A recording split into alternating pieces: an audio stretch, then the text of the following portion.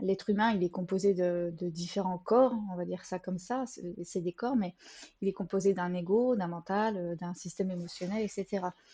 Tout est imbriqué, tout est lié en lien. Ce qu'on va appeler l'ego, c'est le système de survie. Donc lui en fait, c'est notre, on pourrait dire, c'est notre gardien primaire.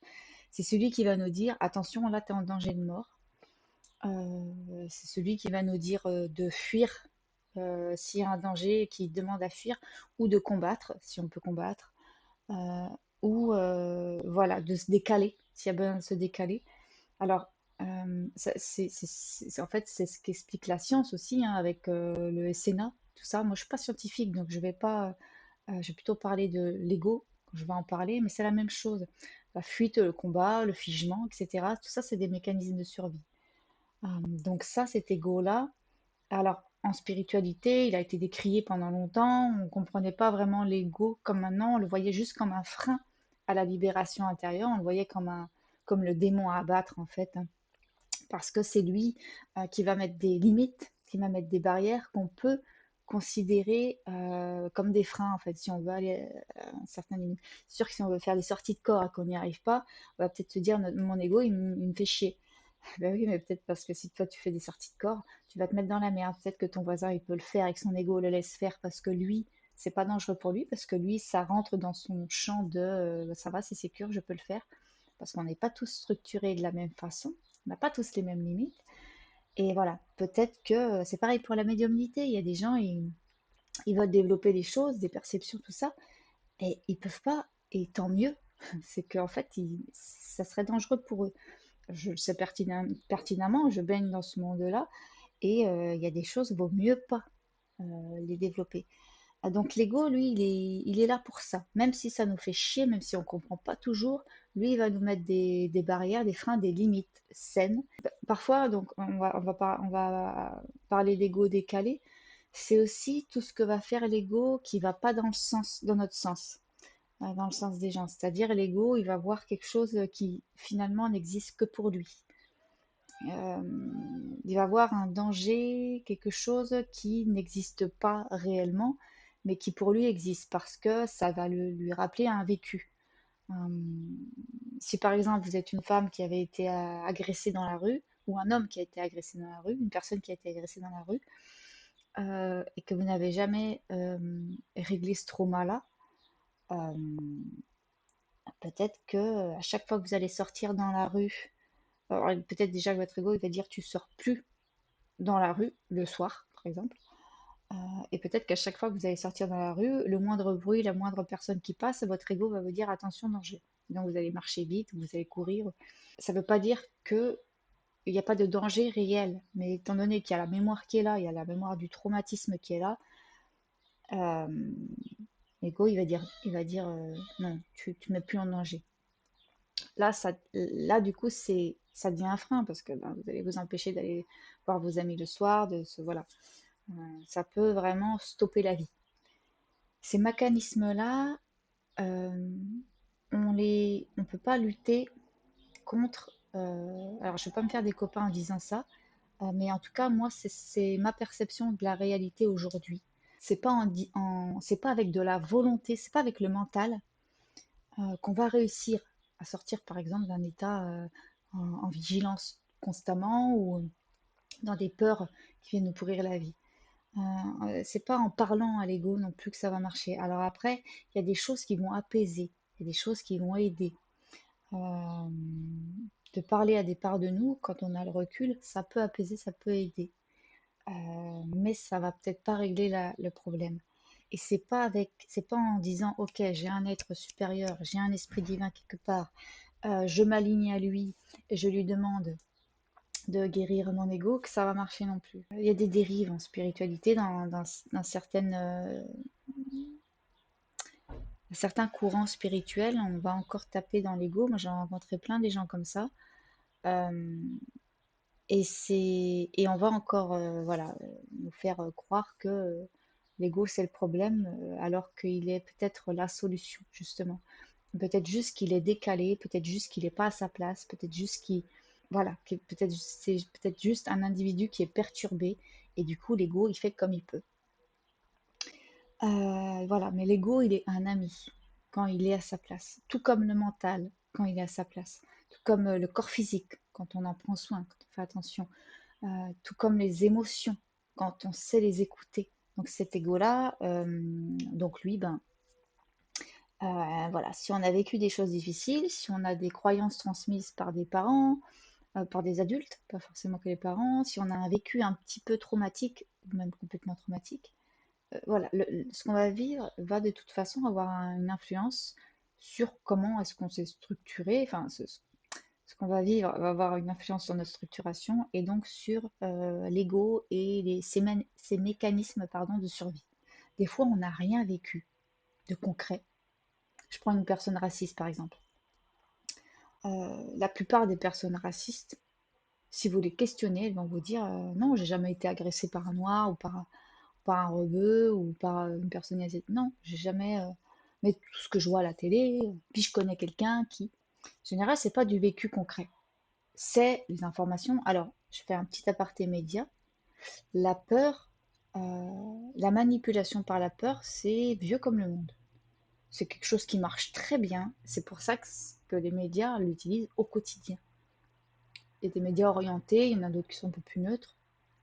Mais manipuler par la peur, c'est ce qui marche le mieux. Les politiciens le font très bien aussi, hein.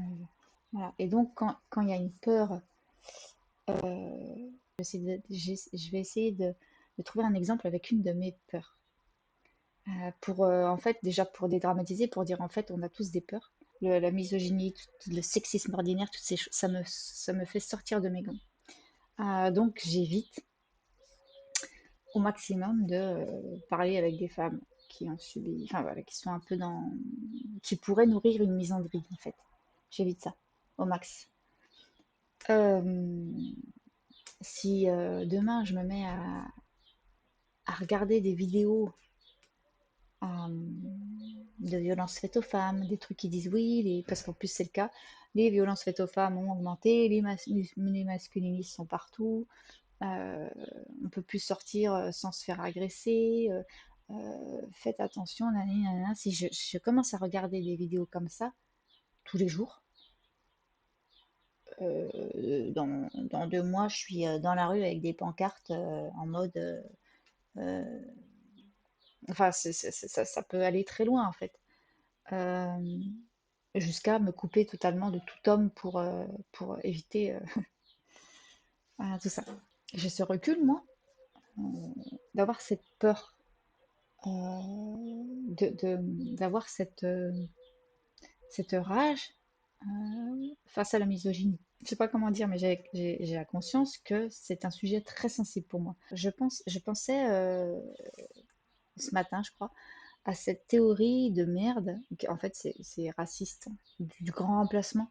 Ce truc complètement fantasmé, alors ça c'est de l'ordre du fantasme, d'être remplacé par quelque chose. Derrière, ce mécanisme, il est très bête, c'est j'ai peur de disparaître. Donc c'est la peur de la mort. J'ai peur de disparaître, qu'on me remplace, en fait, de disparaître. Et c'est la croyance, en fait, que les autres veulent nous faire disparaître. Mais derrière, c'est quoi en fait? C'est juste une personne qui ne sait pas comment prendre sa place. En fait, c'est quelqu'un qui est en insécurité. Si cette personne, alors on me le dit, je vais le dire comme tu me le dis.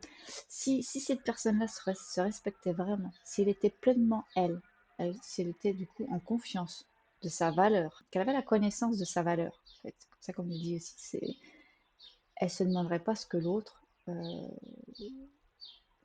comment l'autre peut lui nuire en fait.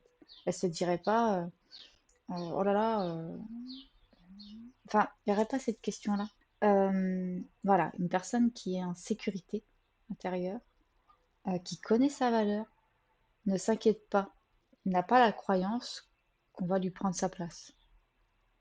C'est pas dans sa tête en fait. Et quand on a la croyance que quelqu'un va nous effacer, va nous faire disparaître, c'est qu'il y a une insécurité. C'est que la personne elle est en insécurité. S'il y a insécurité, de toute façon, il y a un manque de discernement. Insécurité égale manque de discernement. C'est automatique. Il n'y a pas de secret. Ça se marche comme ça. Une personne en insécurité manque de discernement. À partir du moment où il y a la sécurité qui revient, Donc, où l'ego se calme et commence à dire, OK, enfin, c'est l'ego avec le mental, c'est voilà, c'est tout ce petit monde qui travaille ensemble. C'est OK, ouais, OK, là, je suis insécure. On peut avoir ce recul, évidemment, hein. Avec un peu de connaissance de soi, avec un peu d'observation, on peut avoir ce recul. Ok, je suis en insécurité. Ok, donc là, je risque de dire de la merde, de me comporter comme un con ou comme une conne. C'est... Ok, je sais que là, je suis en insécurité et donc je vais éviter de débattre avec l'autre ou lui dire mes quelles vérités, etc. Là, je vais attendre d'être à nouveau. Alors, dans la théorie polyvagale, on va dire, je vais attendre d'être en ventral à nouveau. Je me ramène en sécurité et on verra après. Une personne qui est en insécurité, si elle n'a pas le recul de se dire ok, je suis en insécurité, il faut que je vais pas. Voilà. Euh, bah voilà, il n'y aura pas le discernement et donc c'est un ego qui se nourrit dans ses illusions en fait. Et plus on a conscience de ça, plus on peut se recaler rapidement en fait. Mais c'est pas toujours évident, hein. C'est pas toujours évident. Mais voilà, si on n'a pas le discernement, on se laisse embarquer là-dedans et puis c'est nimp en fait. On peut pas, on peut plus réfléchir par soi-même. On n'est plus là. Quand c'est l'insécurité qui est aux commandes, l'être il est plus là. C'est l'ego, l'insécurité qui est aux commandes. Euh, Quand c'est pour sa survie, vraiment, c'est ok. C'est même, c'est parfait. Quand c'est parce qu'on a peur de l'autre, parce qu'on a peur d'être remplacé, parce qu'on a peur de l'autre, si c'est une peur fictive, est-ce que là maintenant je suis en danger? Non, c'est une peur fictive. Alors, je vais faire une petite parenthèse pour parler de l'énergie. Moi, je suis énergéticienne, donc je peux en parler.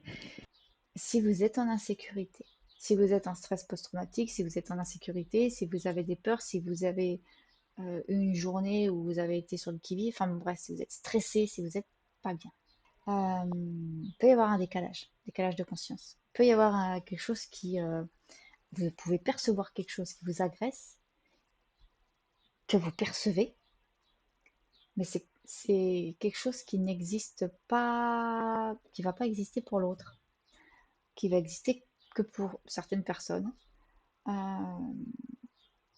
qui est le fruit en fait de votre création, pure et simplement, pure et dure.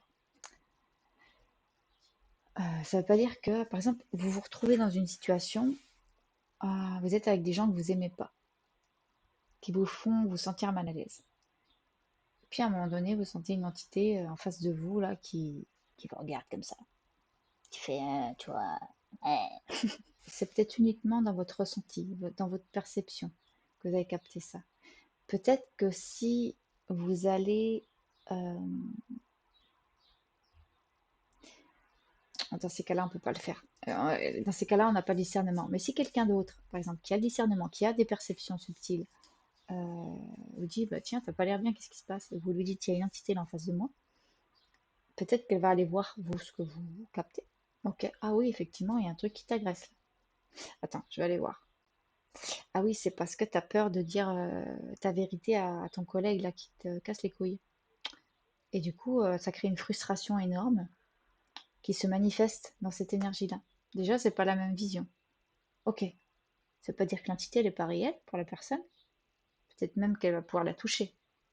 Euh, il faut faire très attention quand on parle d'énergie. Parce qu'il y a ce qu'on perçoit à travers nos filtres.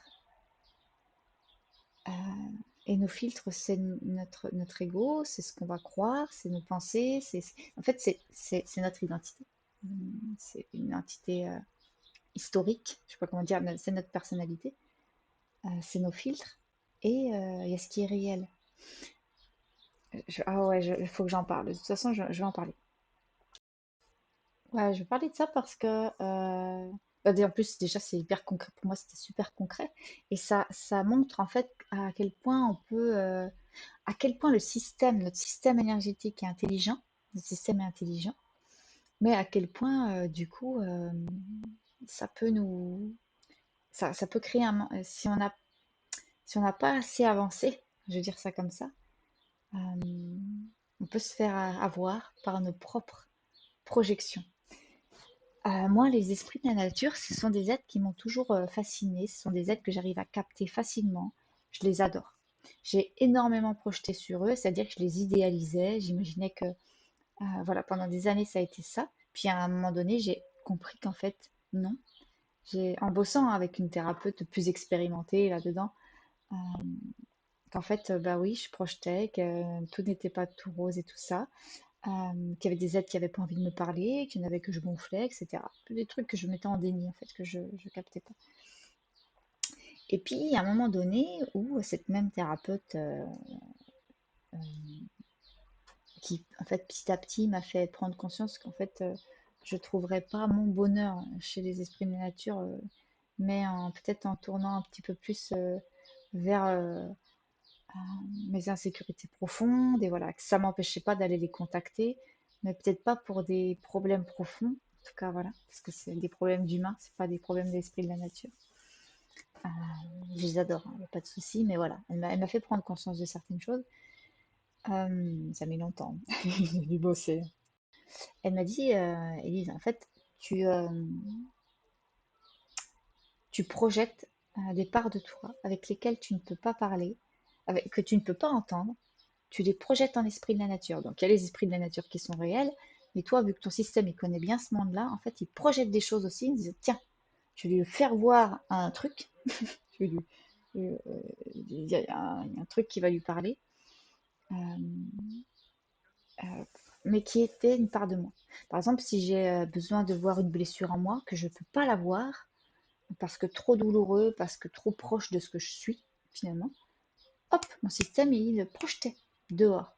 Donc j'entendais l'esprit qui me parlait, mais c'était moi, en fait, à un certain niveau. Alors après, ça me dit c'est plus complexe que ça. Je schématise. Euh, Parce qu'il y avait des... Voilà.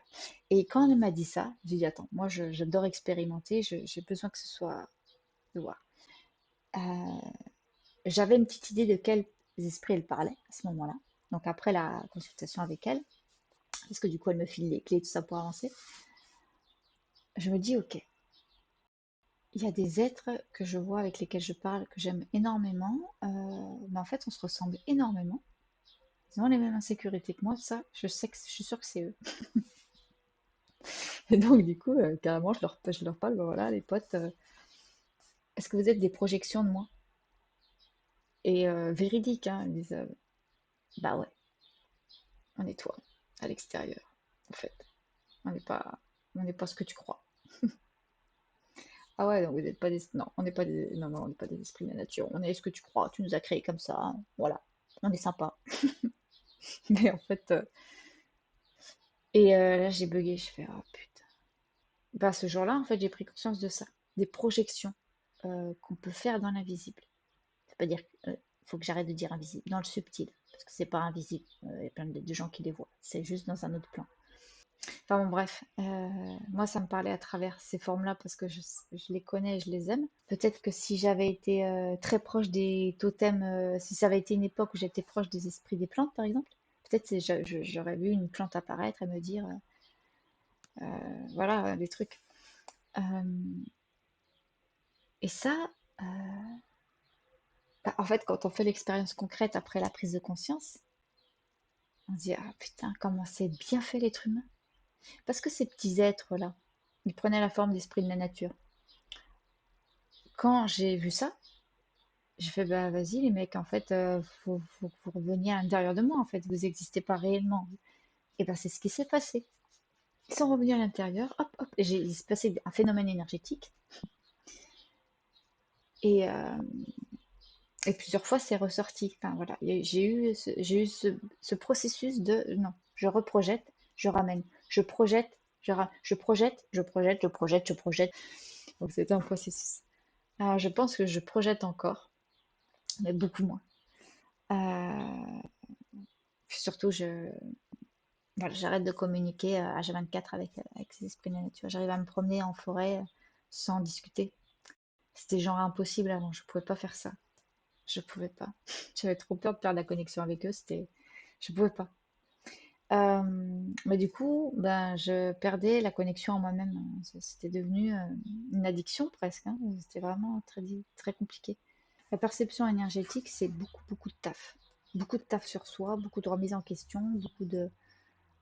et c'est quelque chose qu'on ne nous apprend pas quand on apprend. Vous vous formez au Reiki ou au chamanisme comme moi, j'ai fait plusieurs trucs. On va pas vous apprendre à discerner. On va pas vous apprendre et c'est parce que c'est super compliqué. Moi, je pourrais pas l'apprendre non plus hein, aux autres, hein. Donc, c'est un chemin, en fait, c'est un cheminement, en fait. C'est pour ça qu'aller consulter des gens qui ont assez de discernement, qui eux ont fait le taf. Ça court pas les rues, mais il y en a. Euh, Bah, en fait, c'est indispensable, c'est indispensable. Moi, j'en serais pas là si je l'avais pas fait. Franchement, je serais encore discuter avec toutes mes projections en pensant que c'est des lutins, quoi.